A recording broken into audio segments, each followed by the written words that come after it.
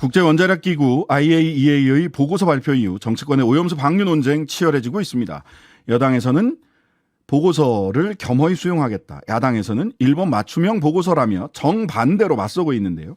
국민의힘 우리바다 지키기 검증TF 위원장 맡고 계신 성일종 의원 통해서 여당의 입장 알아보겠습니다. 의원님 안녕하세요. 예, 안녕하십니까. 성일종 의원입니다. 네네. 자, IAEA 보고서에 대해서 여당에서는 겸허히 수용하겠다. 대통령실 핵심 관계자는 존중한다라고 밝혔습니다. 어떤 부분을 수용한다는 말씀인가요? 이거 방류에 찬성한다는 뜻, 사실상 찬성한다는 뜻이다라고 요미우리 신문에서는 해석을 했던데. 우선 이 문제는 국제적인 문제잖아요. 네. 일본 내의 문제, 일본의 문제이기도 하지만 이게 태평양 연안국들과 주변국 함께 하고 있기 때문에 국제적인 문제입니다. 네. 그래서 이 부분을 국제법과 국제 기준에 부합을 해야 될 거 아니겠습니까? 과학적으로. 네.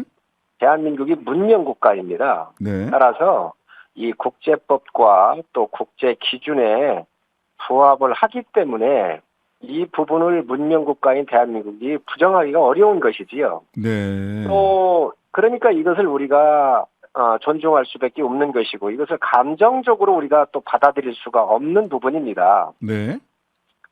이 기조는 국제법과 국제 기준에 부합을 했었을 때 우리가 이 부분을 인정할 수밖에 없는데 이 기조는 문재인 정부에서부터 계속 지켜왔었던 그 기조하고 똑같은 겁니다. 그렇기 때문에 이거는 국제법과 국제 기준에 부합을 했었을 때 우리가 수용을 안 할 수가 없지요. 네. 수용한다. 그러니까 요미우리 신문 얘기대로 찬성한다 이렇게 보면 되는 겁니까? 찬성이라고까지는 할 거 없겠지만 우리가 이 부분에 대해서는 이 과학적 기준에 맞는 거 아니겠습니까? 과학적으로 다 검증이 됐고요. 그렇기 때문에 국제법과 국제 기준에 맞는 것은 아주 이성적이고 합리적으로 전 세계가 통용될 수 있는 그 기준입니다. 그렇기 때문에 그거를 우리가 이거를 찬성한다고 하기보다 그 기준에 부합한 문명국으로서의 그 용인할 수밖에 없는 것이죠. 자, 그런데 지금 과학적 기준에 수용할 수밖에 없다. 찬성이라고까지 말하기는 뭐하지만 수용하고 존중할 수밖에 없다라는 말씀을 주셨는데, 근데 이게 여러 가지 이 보고서의 한계에 대해서도 많은 분들이 지적을 하고 있습니다. 예를 들면 IAEA가 3번 하기로 했던 오염수 시료 분석 한 번만 했다. 그 다음에 환경 시료 분석 결과는 또는 환경 분석 관련해서는 아직 분석 자체가 나오지 않았다. 그래서 이거를 최종 보고서라고 할 수 있나? 적어도 약속했던 대로 3번 시료 분석은 했어야 최종이라는 말을 붙일 수 있지 않느냐? 이런 비판에 대해서는 어떤 말씀 주시겠습니까? 지금 그런 걸 제대로 알지 못하고 자꾸 괴담을 만들어내고 있는데요. 괴담이다? 그렇습니다. 그거를 확인을 좀 한번 해보셨으면 좋겠어요. 네. 3번 어겨운 거 맞고요. 예. 이제 첫 번째 한 것은 이미 한국, 미국, 프랑스, 스위스한테 보내고 또 IAEA는 실험실을 이렇게 또 가지고 있습니다. 세 곳 정도를. 네. 자체적으로 검증한 게 있고 외국에 보내가지고 4개 국가가 시료를 떠가지고 분석한 그 자료를 거꾸로 보내서 이것들을 다 교차 분석을 한 거예요. 네. 그거는 원래 계약서 쓸 때 있었던 대로 한 겁니다. 그러니까 3번을 다 했다라는 거예요. 말씀이신가요? 이제 2차, 3차가 남아있죠. 이거는. 남아있죠? 이거는 이거하고는 전혀 또 별개의 일입니다. 이거는 별개의 일입니다. 그래서 이 부분은 아마 정부가 종합평가하고 할 때 물어보시면 정확하게 브리핑을 하게 될 거고요. 네. 방금 환경시료 얘기하셨는데 이것도 좀 제대로 알아야 돼요. 이 환경시료라는 게 뭐냐면 후쿠시마 지금 그 원전 그 오염 처리수를 내보내는 주변 환경에 대한 조사한 겁니다. 네. 이게 지금 필요한 게 아니에요. 그런가요? 이러한 조사, 그렇습니다. 지금 거기에서 예를 들면 미역이나 또는 어패류라든지 또 물이라든지 이런 것들을 다 분석해 놓은 그 데이터를 가지고 있는 것이고요.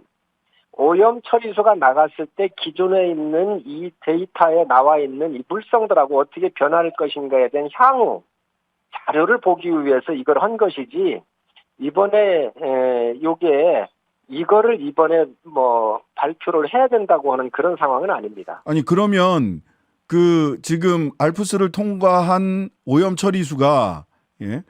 그 후쿠시마 앞바다에 방류가 됐을 때 거기에서 환경이 어떻게 변화하고 거기서 생태계가 어떻게 변화할지는 보고서에 담겨 있지 않지 않나요? 제가 봤을 때는 없는데. 예. 맞습니다. 그거를 없죠. 보기 위해서 지금 물도 떠 있고요. 예를 들면 거기에 뭐 미역이 있으면 미역도 채취했고 그런 것들을 분석하기 위해서 해놓은 게 환경 시료예요. 네. 이거는 그 이후에 이 물이 방류했었을 때의 변화를 보기 위한 보조적 지표지 이게 절대적으로 이번에 뭐 이제 필요한 지금 당장 필요한 데이터를 내놔야 될 데이터는 아니라는 거지요. 아, 그러면은 이걸 여전히 지금 우리 성 의원님 말씀 들어도 이게 최종 보고서인가? 지금 성 의원님 말씀하신 대로 그 시료들을 좀 더 분석하고 또 2차, 3차 그 오염수 시료 분석도 하고 이렇게 해야 최종이라는 말을 달 수 있는 건 아닌가요? 지금 이제 그런 것들을 지금 자꾸 증폭을 하고 있는데요. 아, 예. 알프스라고 하는 여과 장치를 처리하기 전에 이 물에 대한 분석, 네. 또 알프스를 통과하고 난 이후의 자료, 이거는 엄청 많습니다. 그래서 이번에 우리 시찰단이 갔었을 때에 네. 알프스 전에 떴었던 엄청난 이 분석한 자료에 대한 자료들을 가져왔고요. 예. 또 알프스를 통과해가지고 물을 분석한 자료의 엄청난 양을 가지고 왔습니다. 네네. 지금 그대로 질문대로 말씀을 드리면 네. 딱 한 번만 이거를 뭐 이렇게 분석을 한 거로만 이렇게 말씀을 하시잖아요. 요거는 11개 국과 또 IAEA가 공식적으로 조사를 해서 데이터를 내놓기 이전에 네. 알프스를 통과하기 전에 이 물에 대한 분석 자료 뭐 엄청나게 많습니다. 뭐 횟수도 많고요. 네. 또 알프스를 통과해서 그동안 검증했었던 많은 자료들을 이번에 갔었던 우리 시찰단이 예. 이걸 가져와가지고 지금 다 분석을 한 거예요. 자, 성 의원님. 그래서 이번에 왜 한 번만 했느냐, 이게 한 번만 한 게 아니고요. 뭐 수백 번, 수천 번은 자료를 지금 가지고 와 있고, 최종적으로 한 것은 IAEA가 1, 2, 3차 중에서 1차 한 걸 발표한 거고, 2, 3차는 다음에 또 한국, 일본, 한일 또 IAEA 이렇게 2, 3차를 하도록 되어 있고, 이것도 시료를 떠서 분석을 지금 진행하고 있을 겁니다. 그래서 이건 그 이후에 발표를 하겠지요. 예, 그러면 그게 이제 내일 정부에서 나온다는 그 정부 보고서에 지금 말씀하신 뭐 시찰단이 갖고 온 데이터 이 다 분석한 이런 자료들이 내일 그럼 정부 보고서에 실리는 겁니까? 그러면요. 기자들이 물어보면 될 겁니다. 그래서 알겠습니다. 여러 자료가 많이 있다 그러는데 그 분석 자료가 얼마나 되느냐 한번 물어보시라고 그러십시오. 그래서 이번에 가가지고 뭐 이게 한 번만 한 게 아니고 엄청나게 많은 자료를 갖고 와서 알프스를 통과하기 전에 대한 물에 대한 분석, 통과하고 난 이후에 이런 것들을 많이 갖고 있기 때문에 내일 물어보시면 아마 정부가 대답을 하게 될 겁니다. 자, 2차, 3차 분석을 IAEA와 한국 정부 등등이 같이 한다고 하셨고 우리나라 IAEA가 원자력 안전기술원과 함께 오염수 샘플을 추가 분석해서 하반기에 보고서를 낸다. 이제 이런 일정도 밝히셨더라고요. 근데 그럼 이 추가 분석 결과에 따라서 문제가 있으면 방류를 멈출 수 있는 겁니까? 생태계에 심각한 문제가 있거나 정말 과학적으로나 국제 기준치에 안 들어온다고 하면 국제사회가 그걸 가만히 있겠습니까? IAEA가 이런 거를 눈 감아준다고 그러면 IAEA가 문을 닫아야 합니다. 있으나 마나 한 거잖아요. 또 IAEA는 인류 공영이나 공존을 위해서 필요한 조직이고 유엔 산하 기관인데 만약에 이러한 기준치가 오버되거나 생태계에 심각한 영향이 있음에도 불구하고 이런 걸 눈 감았다? 그걸 뭐 상식적으로 얘기가 되는 얘기인가요? 네. 자, 뭐 하여튼간에 뭐 전문적이고 복잡한 내용 이런 건 뭐 전문가들이 또 다 분석해 주리라고 믿고요. 국민들이 질문은 이런 것 같습니다. 일본은 왜 안전하다는 오염수를 국내 농업 공업 용수로 쓰지 않고 국제적 논란을 감수하면서 왜 방류를 하는 거지? 라고 하는 이제 국민들의 질문이 있습니다. 그다음에 일본에 오염수 방류를 했을 때 우리나라가 얻는 국익은 뭐지? 하는 이 두 가지 질문, 이 부분에 대해서는 어떤 말씀 해주실까요? 우선 오염수를 갖다가 국내 일본 내 얘기겠지요. 네, 맞습니다. 농업이나 공업용수로 쓰지 않는다 이런데 이게 해수입니다. 쓸 수도 없습니다. 과학은 이 국제법적으로나 국제 기준치 안에 들어온다고 하는 것은 가장 안전도를 과학이 그 지점을 찾아낸 거예요. 그래서 이게 자연계로 갔었을 때에 위해가 없을 정도의 안전도에 대해서 안전성이 확보됐다라고는 과학의 입증을 통했을 때만이 나가는 거잖아요. 그렇기 때문에 이 논리는 맞지 않습니다. 또 만약에 그러면 일본의 농업용수나 공업용수로 쓰지 그러냐? 그러면 우리나라에서 나오는 공업용 폐수 같은 거에 카드뮴, 비소, 납 엄청나게 많습니다. 그걸 폐수 처리장에서 가라앉히는 거잖아요. 그리고 기준치 아래로 내려왔었을 때 그걸 자연계에 방류를 하고 있는 거예요. 전 세계가 다. 이것도 똑같습니다.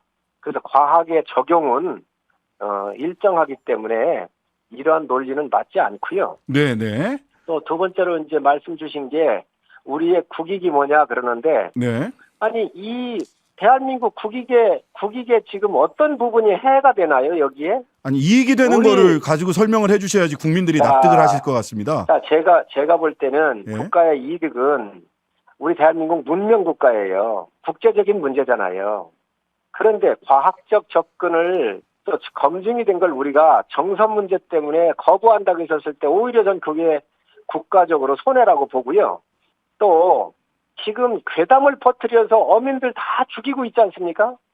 횟집들 문 닫게 하고 있지 않습니까? 이게 더 국익의 손실이에요. 그래서 대한민국은 문명국가입니다.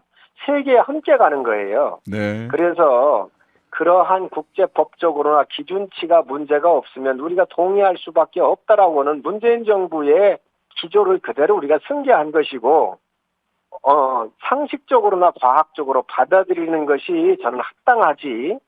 이게 만약에 우리가 받아들일 수 없다고 그래서 일본 정부가 방류를 안 하겠습니까? 과학적으로 또 기준치 안에 들어왔었을 때 우리가 일본 정부를 막을 수가 없어요. 강경화 장관도 막을 수가 없습니까? 그렇습니다. 주권국가에서 이루어지는 행위를 그 영토내에서 주권국가 영토내에서 이루어지는 행위를 우리가 막을 수가 없다라고 강경화 장관도 얘기를 한 거지 않습니까? 우리가 반대한다고 해서 막을 방법이 있습니까?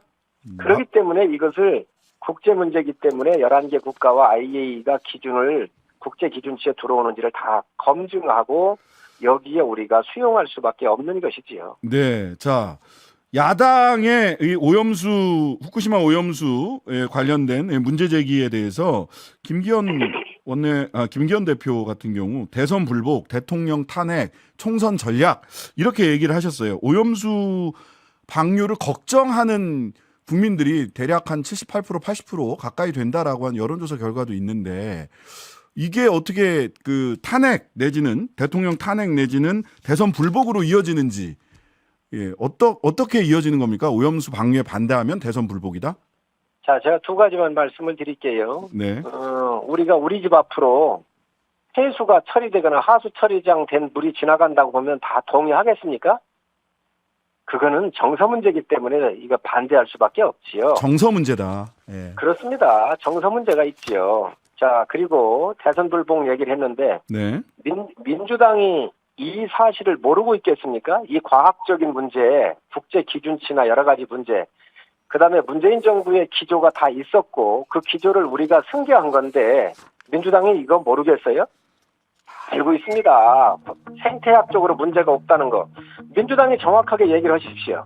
네. 어떤 핵종이 걸러지지 않았는지, 국제적으로 기준치가 얼마가 오버됐는지, 국제법적으로 뭐를 지키지 않았는지 얘기를 하십시오.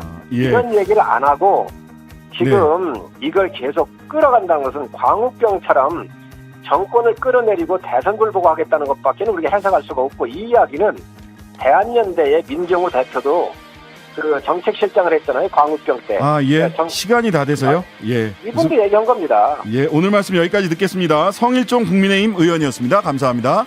네, 감사합니다. 하루 종일 기다려지는 진짜 시사. 평일 저녁 6시 5분 신장식의 뉴스 하이킥.